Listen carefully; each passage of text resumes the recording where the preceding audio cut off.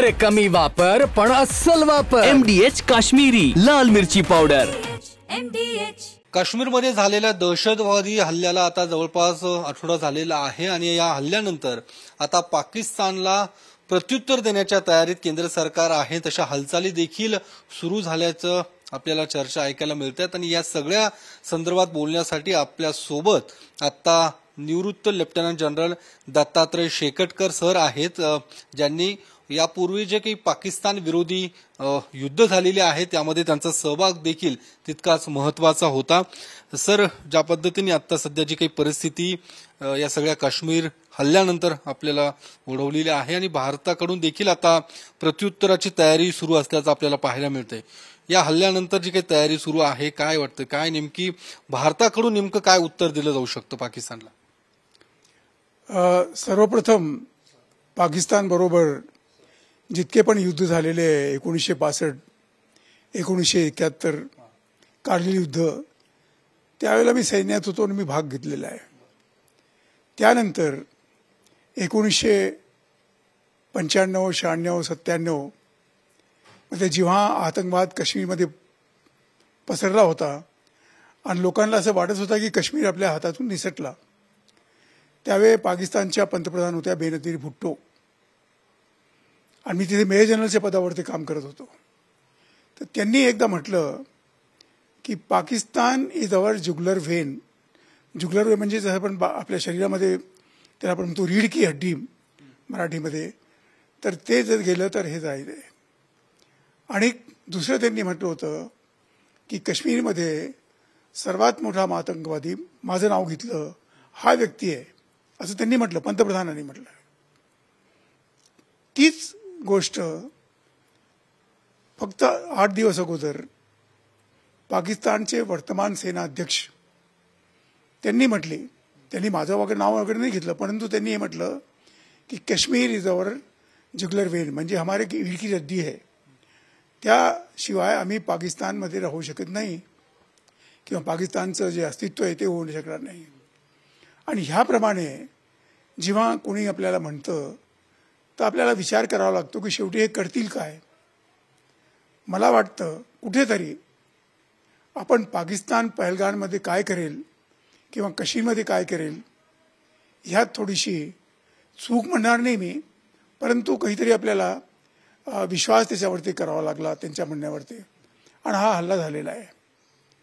दुसरी गोष्ट आहे की मी 100% तुम्हाला सांगतोय, 100%, 100%, की जोपर्यंत पहलगामच्या स्थानिक लोकांचा साथ त्या आतंकवादींबरोबर नव्हता किंवा काश्मीरचे काही लोकांचा साथ नव्हता, हा हल्ला पहलगाममध्ये ते पहाडावरती होऊ शकत नव्हता.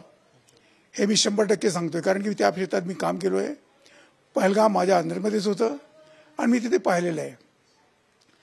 ही जी जागा आहे, जसं आपण साताऱ्याजवळ कासमध्ये जातो त्याचप्रमाणे पहाडावरती आहे आणि तिथे जायला फक्त एक पाय वाट आहे किंवा तुम्ही पोनी खच्चरवरती बसून जाऊ शकता. दुसरा मार्ग नाही तिथे जायला, गाडी जात नाही, काही नाही. आणि तिथे हे तरुण जे पर्यटक लोक असतात, नवीन लग्न झालेले तरुण वयाचे, हे लोक तिथे जास्त जातात आणि सकाळी जाऊन संध्याकाळी ते परत येतात, तिथे राहू शकत नाही. आणि ही माहिती पहलगामच्या स्थानिक लोकांना होती. आतंकवादी ज्यांनी हा हल्ला केलेला आहे हा त्या क्षेत्रामध्ये जवळजवळ 12 ते 15 दिवस राहिले. प्रश्न हा येतो की हे 12 ते 15 दिवस त्यांना जेवायला कोणी दिलं, सामान कोण दिलं, माहिती कोणी दिली, आणि ही गोष्ट सर्व तिकडच्या स्थानिक लोकांनीच केलेली आहे आणि त्यातले बरेच लोक तर धरले पण गेलेले आहे. ही पार्श्वभूमी झाली. तर तुम्ही जो विचारलेला प्रश्न आहे की पाकिस्तान भारताविरुद्ध काय करू शकतो किंवा भारत पाकिस्तानच्या विरुद्ध काय करू शकतो, भारताचे पंतप्रधान, भारताचे संरक्षण मंत्री, भारताचे परराष्ट्र मंत्री, भारताचे गृहमंत्री यांनी सर्वांनी म्हटलंय की आम्ही पाकिस्तानला धडा शिकवू. जरी पाकिस्तान किती काही म्हणेल की आमचा ह्याच्यामध्ये हात नव्हता, आम्ही मान्य करत नाही, कारण की हे 4 जे आतंकवादी होते हे पाकिस्तानचे राहणारे होते, त्यांना प्रशिक्षण तिथे मिळालेलं आहे.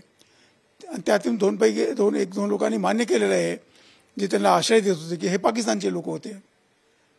आणि आतंकवादी असे येत नाही, आतंकवाद्यांना पाठवलं जातं की तुम्ही अमक्या अमक्या जागी जा, इथे जा आणि हे तुम्ही कृत्य करा. तर पाकिस्तान हे म्हणू शकत नाही किंवा पाकिस्तानचे सेनाध्यक्ष, पाकिस्तानचे पंतप्रधान, पाकिस्तानचे परराष्ट्र मंत्री हे म्हणू शकत नाही की आम्हाला हे माहीत नव्हतं. हे त्यांनी केलेलं आहे आणि त्याची किंमत त्यांना द्यावी लागेल. हा भारत तो भारत नाही हा जो किती वर्षांचा होता. आता पंतप्रधानांनी स्पष्ट म्हटलंय की तुम्ही कबरेच्या आतमध्ये आहे, आम्ही तुम्हाला तिथून शोधून काढू आणि ते आपण करणार आहे, ह्यात मला मुळी शंका नाही. नाही, त्याचीच तयारी सध्या सुरू असल्याचं पाहायला मिळतं. कारण संरक्षण मंत्री राजनाथ सिंग देखील पंतप्रधान नरेंद्र मोदी यांना भेटायला गेले होते. त्यांच्यासोबत बैठक देखील त्यांची या सगळ्या संदर्भात झाली आणि आपल्या सुरक्षा यंत्रणा देखील आता अलर्टवरती आहेत. आणि जी माहिती मिळालेली आहे त्यानुसार हवाई दलाला देखील आदेश देण्यात आलेला आहे. जशा पद्धतीने कारवाईला आदेश येईल त्यावेळी तुम्ही तयार राहा, अशा पद्धतीची माहिती देखील समोर आलेली आहे. बरोबर आहे. पंतप्रधान आणि माननीय संरक्षण मंत्री यांच्यामध्ये काय वार्तावाद झाला आणि काय सगळं ते मी बोलू इच्छित नाही. परंतु एक नक्कीच आहे की आपण काय करायचं आणि कसं करायचं ह्याबद्दल कुठे ना कुठे चर्चा झाली असेल. ह्यामध्ये परराष्ट्र मंत्रीचा पण समावेश होता. ते वेगाने भेटले, पण ते पण भेटले असतील. कारण की जेव्हा आपण हे प्रकारची कारवाई करतो, आपल्याला जगातले अन्य देश जे आहे, जे भारताच्या बरोबर आहे, त्यांना आपण हे सांगणार नाही मी किती वाजता कुठे किंवा हल्ला करू, परंतु त्यांना आपल्याबरोबर ठेवावं लागतं. कारण की पाकिस्तानला पाठिंबा देणारे पण काही देश आहे, चीन आहे, टर्की आहे, इतर काही देश आहे, त्यांचं मी नाव घेत नाही. परंतु आणि त्यांना म्हटलं असेल ते की जर तुमच्यावरती काही झालं तर आम्ही तुमची मदत करू. मदत ते पैशाने करतील किंवा सैन्य सामग्री देतील, त्यांचे लोक येणार नाही तिथे. परंतु प्रश्न हा आहे, लोक विचारतात भारत काय करेल. भारत तेच करेल जे पाकिस्तानला धडा शिकवण्याकरता आवश्यक आहे. पाकिस्तानच्या लोकांना नाही, पाकिस्तानच्या शासनाला आणि पाकिस्तानच्या सैन्याला आणि पाकिस्तानमध्ये ते लोक जे भारतामध्ये काश्मीरमध्ये आतंकवाद पसरतात आहे. त्यापैकी एक व्यक्तीला आपण अमेरिकेमधून आणलेलं आहे आणि तो तिहार जेलमध्ये राहणार. आणि पाकिस्तान तेव्हा म्हणत होता, जेव्हा मुंबईवर तेल झाला, की आमचा त्याशी काही संबंध नाही आहे. ते कसबला म्हणत होते आमचा व्यक्तीच नाही आहे. कसबच्या आईवडिलांनी म्हटलं की आमचा मुलगाच नाही आहे. तर ती गोष्ट वेगळी आहे. परंतु ही वास्तविकता आहे की हा हल्ला पाकिस्तानच्या म्हणण्यावरतीच झालेला आहे आणि पाकिस्तानला ह्याची किंमत मोजावी लागेल. या सगळ्याच तुम्ही जसं आता म्हटलं की पाकिस्तानचा संबंध आहे.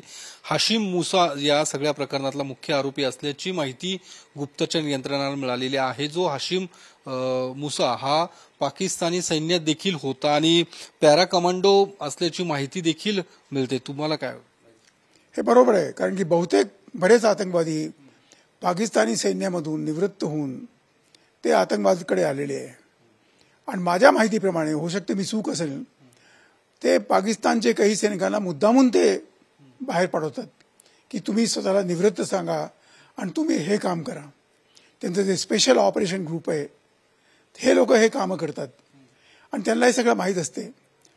कोणत्या हॉटेलमध्ये कोणता वेटर काम करतो हे त्यांना माहीत आहे. त्यांचे लोक असतात तिथे. कोणत्या गावामध्ये, कोणत्या पहलगाममध्ये कुठे कोण लोक त्यांना माहीत असतं. ही माहिती त्यांची असती कारण ते पैसा पण पुरवतात, त्यांना सामग्री पुरवतात, त्यांना माहिती पुरवतात. तर मुसा नावाचा जो व्यक्ती आहे ह्याला ह्याबद्दल माहिती होती, ह्यात मला काही शंका नाही आहे. आणि त्याच्या म्हणण्याप्रमाणे त्यांनी जे काही सांगितलं असेल त्याच्यावर ते पण कारवाई करतील. पाकिस्तानचे शासक हे म्हणते आमचा काही माहीत नाही आहे, आम्हाला काही संबंध नाही आहे, आम्हाला काही माहिती नव्हती. पण ही वास्तविकता आपण नकारू शकत नाही. या सगळ्या याच्यामध्ये भारताकडून कारवाईला जी सुरुवात झालेली आहे, काही युट्यूब चॅनल्स आणि एकूण जे चॅनल्स आहेत त्यांच्यावरती देखील बंदी घालण्यात आलेली आहे. या सगळ्या बंदीचा किंवा या सगळ्या कारवाईचा काय परिणाम होऊ शकतो पाकिस्तानवरती? सर्वप्रथम जे म्हटलं गेलं आहे की आम्ही सिंधू कराराला मान्यता देणार नाही, जे पाणी पुरवठा तुमच्याकडे होतोय तो होणार नाही. हीच स्थिती मुंबई हल्ल्याच्या अगोदर पण आली होती आणि त्यावेळेला असं म्हटलं जात होतं.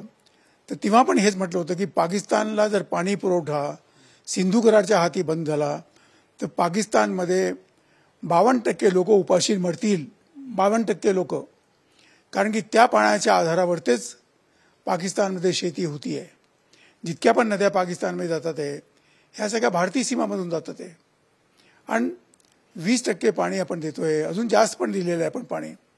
आणि हे जर पाणी आपण द्यायला बंद केलं, पाकिस्तानची शेती, पाकिस्तानची इंडस्ट्री, पाकिस्तानचं पिण्याचं पाणी हे सगळं बंद होईल. हे मी म्हणणार नाही की लोक मरतील आहे, परंतु त्यांचं जगणं कठीण होईल. आणि ह्याचे दुष्परिणाम पाकिस्तानी शासनाला, पाकिस्तानच्या सैन्याला नक्कीच भोगावे लागतील, ह्यात मला मुळीच शंका नाही.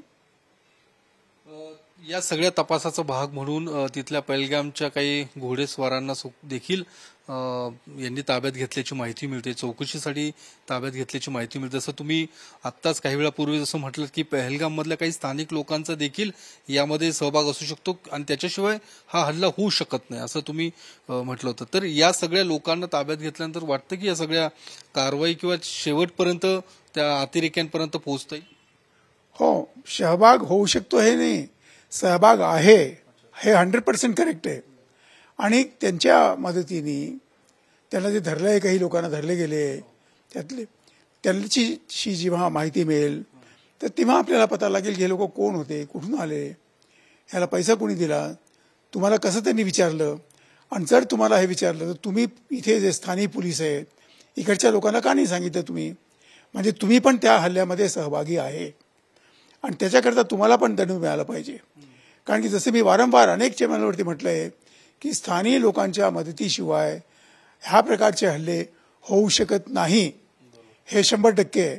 मुंबईचा हल्ला पण तसाच होता, आपल्या पार्लमेंटवरती हल्ला झाला त्याच्यात हे होतं. ते स्थानिक लोकांच्या शिवाय हे हल्ले होऊ शकत नाही आणि ह्याकरता स्थानिक लोकांना पण तितकंच दंड मिळालं पाहिजे जितकं आपण आतंकवाद्यांना देतो.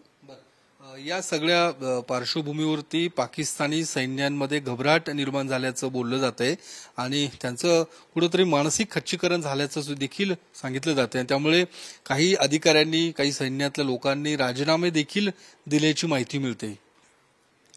त्यांनी इतिहास वाचला असेल, कारण की हा तोच पाकिस्तान आहे ज्याचे 1971च्या युद्धात मी त्या युद्धामध्ये होतो. 93,000 कैदी भारतामध्ये होते. हा जगातला सर्वात मोठा सरेंडर काळ होता. ह्याच्या अगोदर कधी कोणत्याही राष्ट्रामध्ये जगामध्ये झालं नाही की तुम्ही इतके मोठे 93,000 कैदी त्यांच्या जमिनीवरतीच धरलेले आहे. आणि ही माहिती ह्या लोकांना आहे, ह्यांच्या आई वडिलांना पण आहे. आणि त्यांना आपण कोणत्या प्रकारची आपण यातना दिल्याने आपण त्यांना नीट ठेवलं, परंतु त्यांना आता हे माहीत आहे की आता भारत त्यांना सोडणार नाही, ही नक्की त्यांना शाळेत येते. आणि ह्याकरता ते घाबरतात आहे, नोकऱ्या पण सोडतात आहे. आणि होऊ शकतं ह्यातले काही लोक नोकऱ्या सोडून परत आतंकवादी होतील, ही पण आपण घेऊ शकत नाही. ही म्हणजे हे शंका करण्याची आवश्यकता नाही आहे. पाकिस्तानमध्ये काही पण संभव आहे. Anything is possible in Pakistan. They can sell anybody, they can buy anybody and they can do anything. तर ह्याकरता आपल्याला सतर्क राहिले पाहिजे, आपली तयारी असली पाहिजे. आणि आपल्याकडे म्हणतात लोक, हिंदीमध्ये म्हणतात, हम ईट का जवाब पत्थर से देंगे. पण समजा त्या विटेने तुमचं डोकं फोडलं तर तुम्ही ते दगड उचलू शकता का? तर ह्याच्या अगोदर की तो शत्रू ईट उचलेल किंवा दगड उचलेल, तुम्ही त्याचे हात कापून टाका. आणि मला वाटतं भारत आता हे करेल. तर शेकेटकर सर होते आणि या सगळ्या हल्ल्याच्या संदर्भात त्याचं म्हणणं की स्थानिकांचा 100% सहभाग आहे आणि त्यांच्या सहभागाशिवाय अशा पद्धतीचा अतिरेकी हल्ला होऊ शकत नाही. त्यामुळे आता अशा पद्धतीने भारत सरकारने देखील पाकिस्तानला चोख प्रत्युत्तर देण्याची वेळ आलेली आहे. कॅमेरामन विशाल रायपुरेसह मी योगेश बोरसे, TV9 मराठी, पुणे.